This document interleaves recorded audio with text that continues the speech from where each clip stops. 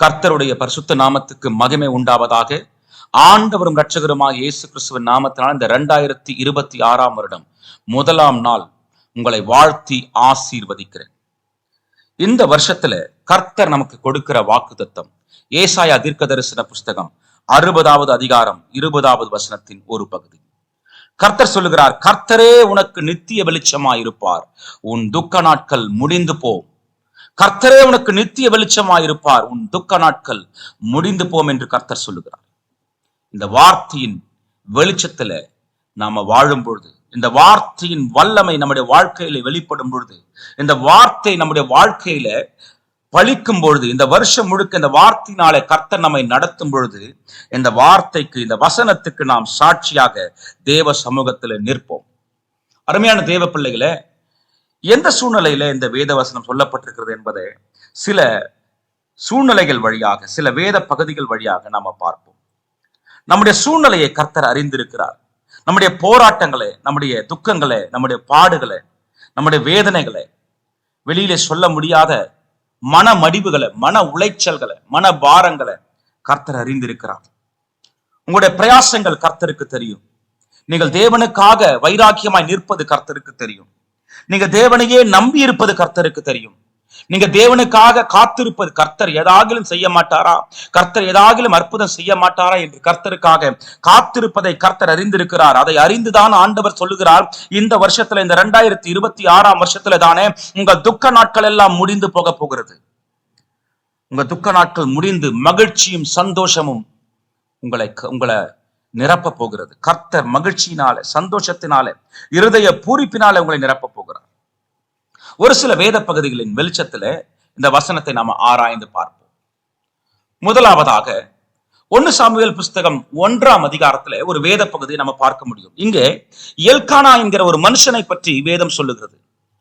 அவனுடைய மனைவியின் பெயர், ஒருவள் பேர் அன்னாள், மற்றொருவள் பேர் பெனின்னாள்.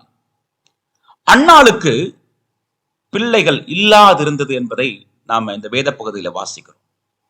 இந்த 1ஆம் அதிகாரம் 6ஆம் வசனத்துல பார்க்கிறோம், இந்த அன்னாள் துக்கப்படும்படியாக பெனின்னாள் அவளை விசனப்படுத்தி கொண்டே இருக்கிறாள். 7ஆம் வசனத்தில் எழுதப்பட்டிருக்கிறது, பெனின்னாள் தொடர்ந்து அவளை மனமடிவாக்கி கொண்டே இருக்கிறாள் என்று. அப்படி அவள் துக்கப்படும் பொழுது, விசனப்படும் பொழுது, மனமடிவாகும் பொழுதெல்லாம் என்ன செய்வாளாம்? மனம் கசந்து மிகவும் அழுவாளாம்.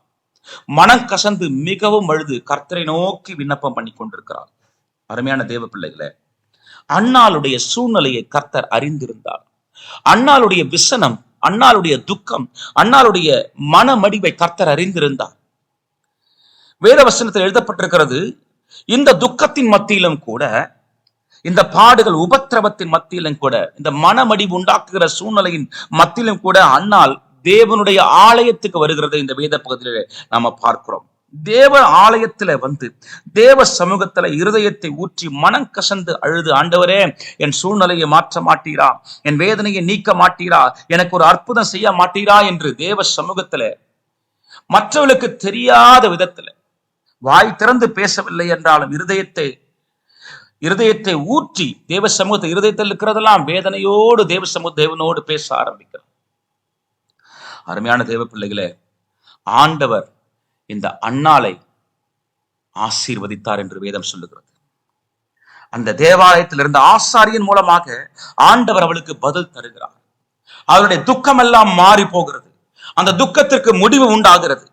ஒரு ஊழியக்காரர் மூலமாக கர்த்தர் அவருடைய துக்கத்தை ஒரே நாளில, ஒரு இமைப்பொழுதில ஒரு வார்த்தை அனுப்பி மாற்றி விடுகிறார். வேதவசனம் சொல்லுகிறது, அந்த அற்புதம் நடப்பதற்கு முன்பாகவே, அந்த குழந்தையை சாமுவேலை கர்த்தர் கொடுப்பதற்கு முன்பாகவே முதலாவது வார்த்தையை தான் அனுப்புகிறார். ஏலி என்கிற அந்த ஊழியக்காரன் மூலமா கர்த்தர் தம்முடைய வார்த்தை அனுப்புகிறார். வேதவசனத்தை எப்படி எழுதப்பட்டிருக்கு தெரியுங்களா? அதற்கப்புறம் அன்னாள் துக்கமுகமாய் இருக்கவில்லை. அருமையான தேவ பிள்ளைகளை, இன்றைக்கு அற்புதங்களுக்காக எதிர்பார்த்து கொண்டிருக்கிற, ஆண்டவர் ஏதாகிலும் அற்புதம் செய்ய மாட்டாரா என்று எதிர்பார்த்து கொண்டிருக்கிற, ஒரு ஆசீர்வாதத்துக்காக ஏங்கி கொண்டிருக்கிற, நமக்கு தேவையானது ஒன்றே, அது தேவனுடைய வார்த்தை. அந்த வார்த்தை இன்றைக்கு உங்களுக்கு நேராய் வருகிறது. உங்கள் துக்க நாட்கள் முடிந்து போக போகிறது. கர்த்தரே உங்களுக்கு நித்திய வெளிச்சமா இருக்க போகிறார். பகல் ஆனாலும் சரி, இரவானாலும் சரி, அவர் உங்களை நடத்த போகிறார். அவருடைய வசனத்தின் வெளிச்சத்திலே உங்களை நடத்த போகிறார். இந்த அன்னாளுடைய சூழ்நிலை மாறினதற்கு காரணம் தேவனுடைய வார்த்தை. ஒரு வார்த்தை அனுப்பி அந்த துக்கத்தை மாற்றி போட்டார். புதிய ஏற்பாட்டிலே மார்க்கு சுவிசேஷ புஸ்தகத்துல இன்னொரு சம்பவத்தை நம்ம வாசிக்கிறோம். அங்கே 1ஆம் அதிகாரத்திலிருந்து வாசிக்கும் பொழுது, கதரேனருடைய நாட்டில ஆண்டவர் வருகிறார். ஒரே ஒரு மனுஷனை சந்திக்க, ஒரே ஒரு மனுஷனை விடுவிக்க, ஒரு மனுஷனை பிசாசின் பிடியிலிருந்து, அவனை அலைக்கழித்துக் கொண்டிருக்கிற பிசாசின் பிடியிலிருந்து அவனை விடுவித்து அவனை வாழ வைக்க கர்த்தர் விடுகிறார்.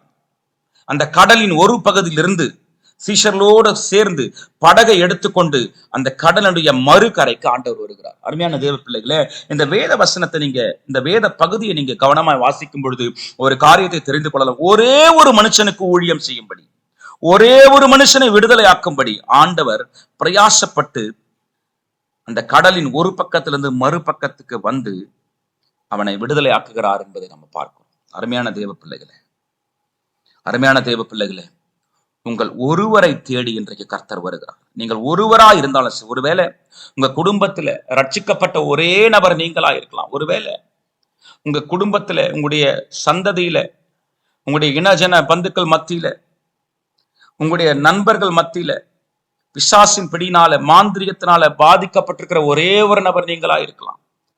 அநேக நாட்கள் மாந்திரிகத்தின் பிடியில, பிசாசின் பிடியில, சாப கட்டுகளினுடைய பிடியில பாதிக்கப்பட்டு விடுதலை இல்லாம, சமாதானம் இல்லாம, வேதனையோடு கூட வாழ்ந்து கொண்டிருக்கலாம்.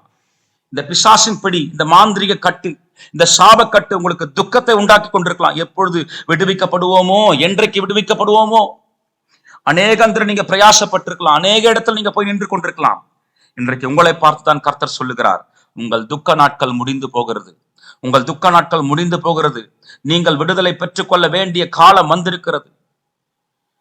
யோவான் சுவிசேஷ புஸ்தகத்தில் ஆண்டவர் சொல்லுகிறார் மரியாள் இடத்துல, என் வேலை இன்னும் வரவில்லை என்று. ஆனால் அடுத்தபடியாக வேலை வந்தது என்று லாசருவை உயிரோடு எழுப்ப போகும் பொழுது ஆண்டவர் சொல்லுகிறார், வேலை வந்தது, வேலை வந்தது என்று. அருமையான தேவ பிள்ளைகளே, கர்த்தருடைய வேலை, உங்களை விடுவிக்கக்கூடிய கர்த்தருடைய வேலை, உங்களை விடுதலையாக்க விரும்புகிற கர்த்தருடைய நேரம் வந்திருக்கிறது. அதனாலேயே இந்த வேத வசனத்தை உங்களுக்கு நேராய் அனுப்புகிறார்.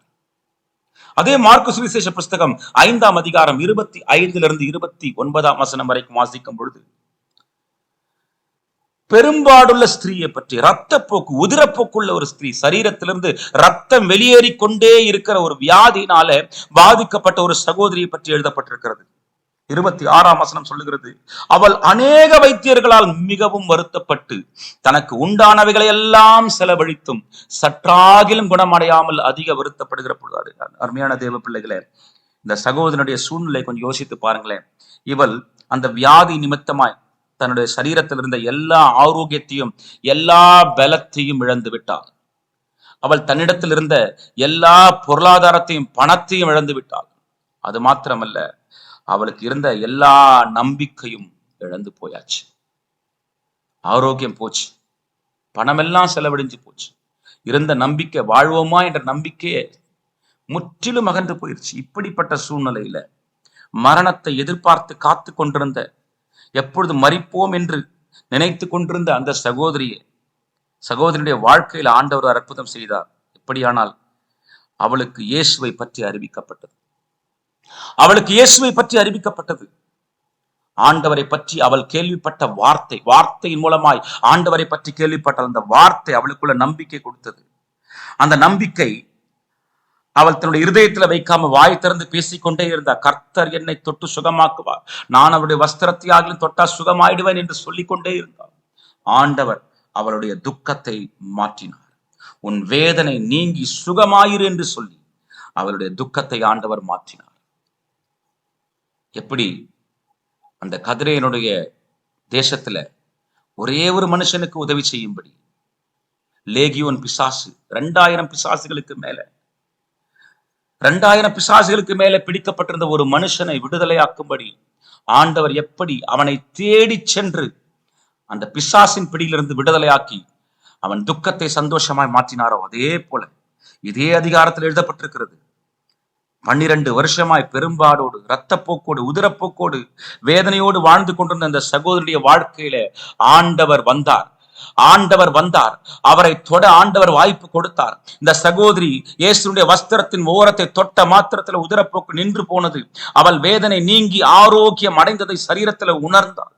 அருமையான தேவ பிள்ளைகளை, நீங்க மாந்திரிகத்தினால, பிசாசின் பிடியினால பாதிக்கப்பட்டிருந்தாலும், அல்லது வியாதியினால, நெடுநாள் பல வருஷ வியாதியினால பாதிக்கப்பட்டிருந்தாலும், இந்த வார்த்தை இன்றைக்கு கர்த்தர் உங்களை நோக்கி அனுப்புகிறார். உன் துக்க நாட்கள் முடிந்து போகிறது, உனக்கு சந்தோஷமும் நன்மையும் உண்டாக போகிறது, உன் துக்க நாட்கள் முடிந்து போக போகிறது என்று இந்த வார்த்தையின் மூலமாக கர்த்தர் உங்களோடு கூட பேசுகிற இந்த வார்த்தையை பற்றி கொள்ளுங்க, இந்த வார்த்தையை பிடித்துக் கொள்ளுங்க. இந்த வார்த்தையின் வல்லமை உங்க வாழ்க்கையில செயல்பட வேண்டும் என்று எதிர்பாருங்க. ஆண்டவரே, நீர் வாக்கு பண்ணினதில் உண்மை உள்ளவராமே, நீர் சொன்னதை நிறைவேற்றுகிற தெய்வமாயிற்றே, நீர் சொன்னதை செய்யும் அளவும் கைவிடுவது இல்லை என்று வாக்கு பண்ணிருக்கிறீரேன். ஆண்டவரே, என்னுடைய வார்த்தை என்னுடைய வாழ்க்கையிலே பலிப்பதாக ஒப்பு கொடுத்து ஜெபம். அதே போல பழைய ஏற்பாட்டுல 2 ராஜாக்கள் 4ஆம் அதிகாரத்துல ஒரு சம்பவம் எழுதப்பட்டிருக்கிறது. தீர்க்கதரிசிகளுடைய புத்திரரில் ஒருவனுக்கு மனைவியா இருந்த ஒரு ஸ்திரீ எலிசாவை பார்த்து, உமது அடியானே ஆகிய என் புருஷன் இறந்து போனான். உமது அடியான் கர்த்தருக்கு பயந்து நடந்தான் என்பதை அறிவீர். கடன் கொடுத்தவன் இப்போது என் 2 குமாரரையும் தனக்கு அடிமைகளாக்கி கொள்ள வந்தான் என்றாள். அருமையான தேவ பிள்ளைகளே, ஒரு ஊழியக்காரனுடைய மனைவி, அந்த ஊழியக்காரன் மரித்தது நிமித்தமாக வாழ்க்கையை நடத்த போராடுகிறது இங்க பார்க்கிறோம். கடன் பிரச்சனையினால போராடுகிறத பார்க்கிறோம். கடன் பிரச்சனை இந்த குடும்பத்தை அடிமையாக்க முயற்சி செய்கிறது. கடன் கொடுத்தவன் அவனுடைய பிள்ளைகளை அடிமையாக்க முயற்சி செய்கிறான்.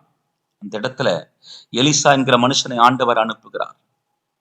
அந்த மனுஷன் சொல்லுகிறார், அந்த எலிசாவளை நோக்கி, நான் உனக்கு என்ன செய்ய வேண்டும் என்று கேள்வி கேட்க. அருமையான தேவ பிள்ளைகளை, கர்த்தர் உங்களுக்கு என்ன செய்ய வேண்டும்? ஆண்டவர் சமூகத்துல கேளுங்க. ஆண்டவரே, இந்த கடனிலிருந்து இருந்து விடுதலை ஆக்கப்பட வேண்டும். இந்த கடன் பிரச்சனை என்னை விட்டு நீங்க வேண்டும். கடன் இல்லாத வாழ்க்கை நான் வாழ வேண்டும். எனக்கு ஒரு வழி காண்பீங்க ஆண்டவரே. இங்கேயும் கவனித்து பாருங்க, இந்த கடனை அடைக்க எலிசாவை அனுப்பி ஆண்டவர் பணத்தை கொடுக்கல, அந்த கடனை அடைக்க கர்த்தர் வழியை திறந்து கொடுத்தார். அருமையான தேவ பிள்ளைகளை, இதை நான் ஏவப்பட்டு சொல்லுங்க. ஒருவேளை கடன் பிரச்சனையோடு கூட, கடன் பிரச்சனையினால உண்டான துக்கம் உங்களை வாட்டி கொண்டிருந்து, இந்த கடன் பிரச்சனை எப்பொழுது நீங்குமோ, இந்த கடனில தவிக்கிறேனே, இந்த கடன் என் குடும்பத்தை முடக்குகிறதே, என் தொழிலை முடக்குகிறதே, என் வேலையை முடக்குகிறதே, என் வருமானத்தை ஒன்றுமில்லாமல் போக பண்ணுகிறதே என்று கடனால பாதிக்கப்பட்டு போராடி கொண்டிருக்கீங்களா? துக்கம் உங்களை மேற்கொள்ளுகிறதா? துக்கத்தினால மூழ்கி இருக்கிறீங்களா? இன்றைக்கு கர்த்தர் உங்களை பார்த்து சொல்லுகிறார். கர்த்தர் உங்களை பார்த்து சொல்லுகிறார், உங்கள் துக்க நாட்கள் முடிந்து போகிறது. உங்கள் துக்க நாட்கள் முடிந்து போகிறது. இந்த சம்பவத்தை வாசித்துக் கொண்டிருக்கும் பொழுது, தியானித்துக் கொண்டிருக்கும் பொழுது ஆண்டவர் உணர்த்தின ஒரு காரியம், கடன் பிரச்சனையோடு போராடி கொண்டிருந்த இந்த சகோதரினுடைய கடனை தீர்க்க கர்த்தர் பணத்தை கொடுத்து அனுப்பல. அதற்கு பதிலாக வருமானத்துக்கான வழியை கர்த்தர் உண்டு பண்ணினார். அந்த வருமானத்துக்கான வழியை கர்த்தர் உண்டு பண்ணின பொழுது அது அந்த கடனை அடைக்கவும் போதுமானதா இருந்தது, தொடர்ந்து மீதியான வாழ்நாள் முழுக்க வாழவும் போதுமானதா இருந்தது. அருமையான தேவ பிள்ளைகளை, ஒருவேளை கடனமடி, ஒருவேளை வாழ்க்கையை முடித்துக் கொள்ளலாமா என்று யோசித்துக் கொண்டிருக்கிற உங்களை பார்த்து கர்த்தர் சொல்லுகிறார், கர்த்தரே உனக்கு நித்திய வெளிச்சமாய் இருப்பார், உன் துக்க நாட்கள் முடிந்து போம். அருமையான தேவ பிள்ளையே, இன்றைக்கு இந்த வசனத்தை பிடித்துக் கொள்ளுங்க. இந்த வசனத்தின்படி கர்த்தர் எடுத்துக்க, ஆண்டவரே, நீங்க எனக்கு வாக்கு பண்ணினீங்களே, இந்த வாக்குறுதியின்படி என் துக்கம் மறைந்து போகும்படியா இந்த கடனை அடைக்க எனக்கு ஒரு வழியை ஏற்படுத்தி கொடுங்க, எனக்கு ஒரு வழியை திறந்து கொடுங்க ஆண்டவரே என்று சொல்லி தேவ சமூகத்துல ஆண்டவரை நோக்கி பார்த்து கேளுங்க. ஆண்டவரை நோக்கி பார்த்து கேளுங்க. ஆண்டவர் நிச்சயமாய் வழி திறக்க வல்லவராய் இருக்கிறார். ஆண்டவர் நிச்சயமாய் வழி திறந்து கொடுக்க வல்லவராய் இருக்கிறார். அதனால அன்பு தேவனுடைய பிள்ளையே, ஒருவேளை கர்ப்பத்தின் கனிக்காக நீங்க ஏங்கி கொண்டிருந்து அது நிமித்தமா துக்கம் அடைந்திருக்கலாம். பிசாசின் பிடியில, மாந்திரிகத்தினுடைய பிடியில பாதிக்கப்பட்டு அதனால உங்க வாழ்க்கை முழுக்க துக்கமா இருந்திருக்கலாம். வியாதி நிமித்தம் நீங்க துக்கப்பட்டு கொண்டிருக்கலாம். அல்லது கடன் பிரச்சனையில மூழ்கி, இந்த கடன் என் வாழ்க்கை அழிச்சிருமோ, என் குடும்பத்தை அழிச்சிருமோ என்று பயந்து போய் அந்த பயத்து நிமித்தம் துக்கப்பட்டு கொண்டிருக்கலாம். அல்லது வாழ்க்கையில உங்களுக்கு நெருக்கமான, நீங்க நேசித்த ஒரு நபரை இழந்து போய் அந்த இழப்பு நிமித்தமாக, ஒரு மனிதரை, ஒரு உறவை இழந்து போய் அந்த இழப்பு நிமித்தமாக நீங்க துக்கப்பட்டு கொண்டிருக்கலாம். எனக்கு அருமையான நபரை, நான் நேசித்த நபரை இழந்தேனே என்று துக்கப்பட்டு கொண்டிருக்கலாம். அருமையான தேவ பிள்ளையே, கர்த்தருடைய வார்த்தை உங்களுக்கு நேராய் வருகிறது. இன்றைக்கு கர்த்தர் உங்களுக்கு சொல்லுகிறார், உன் துக்க நாட்கள் முடிந்து போம், உன் துக்க நாட்கள் முடிந்து போம், உன் துக்க நாட்கள் முடிந்து போம் என்று கர்த்தர் சொல்லுகிறார். நம்ம செய்ய வேண்டியதெல்லாம் ஒன்னே ஒண்ணுதாங்க. ஆண்டவர் நமக்கு நேராய் அனுப்பின இந்த வார்த்தையை பிடித்துக் கொள்ளணும். ஆண்டவர் நமக்கு நேராய் அனுப்பின இந்த வசனத்தை பற்றி கொள்ளணும். ஆண்டவர் சொன்ன வசனத்தை கேட்டு, ஆண்டவரே என்னை நோக்கி இதை அனுப்பி இருக்கிறீங்க, இந்த வசனம் எனக்கு நேராய் நீங்க அனுப்பினது உண்மையானால் இந்த வசனம் என் வாழ்க்கையில கிரியை செய்யுமே, நான் உன்னை பலப்படுத்தி உனக்கு சகாயம் செய்வேன் வாக்கு பண்ணியிருக்கிறார். அப்படியான என்ன அர்த்தம்? ஆண்டவர் அற்புதம் செய்வதற்கு முன்பாக தம்முடைய வார்த்தை அனுப்புவார்.